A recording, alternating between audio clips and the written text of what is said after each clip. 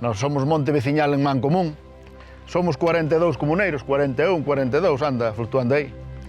Fai uns anos éramos 60, agora estamos en 40 e dentro de pouco pois seremos 30 e algo, non? Cousa vai a menos. Bueno, supoño que a maioría sabredes o que é un monte veciñal, ou os que non, pois teredes oído falar deles.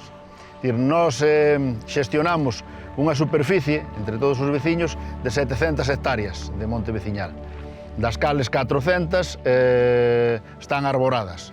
Fundamentalmente a pino, é a maior especie que temos. Temos pinos das tres variedades, radiata, pinastre e silvestre. E logo temos tamén zonas de autóctonos, temos zona de castaños, temos zona de albelos, de abedules, de roble, é dicir, bueno, xa en menor medida, non? Esas veñen sendo unhas 400, as arboradas, e logo temos outras 300 así que son brañas e son pasteiros. Os pasteiros, algúns xestionámolos nós directamente e outros temos cedido a veciños para que pastoreen, para o cuidado do seu gando.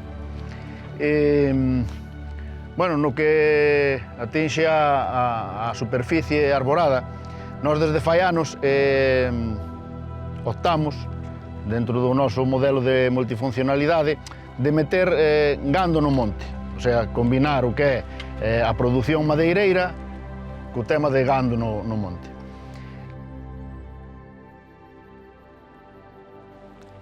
Pois aquí estades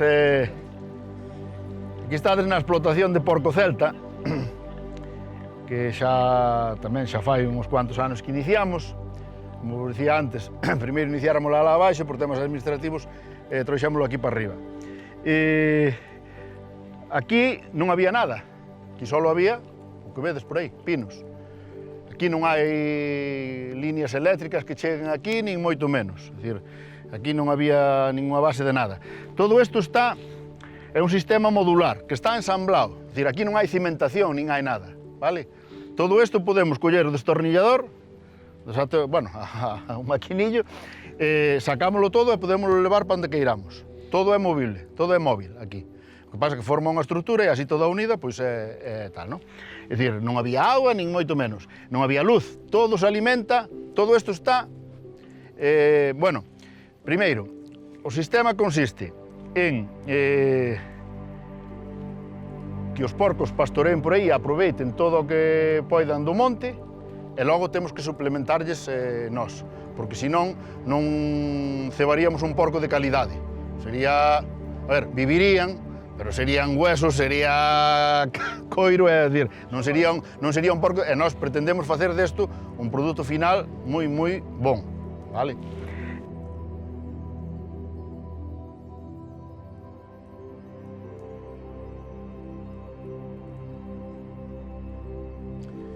Evidentemente, temos un potencial enorme para o tema da alimentación da cabra, porque é moita silva.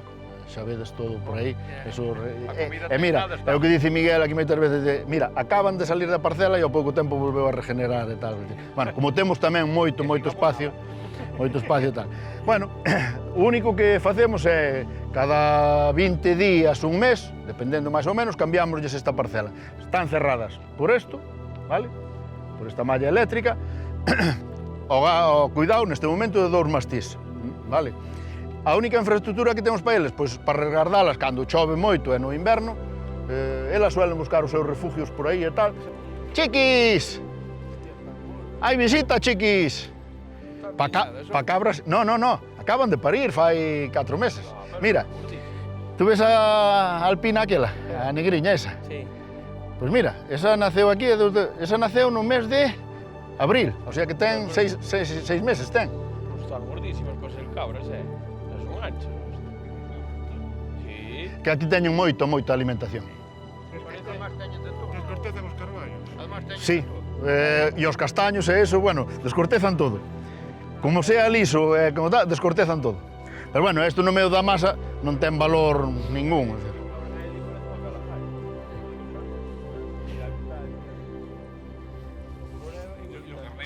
Miguel, onde vai Miguel? Tan gordas? Dicen que as túas que venlles chega. Sí.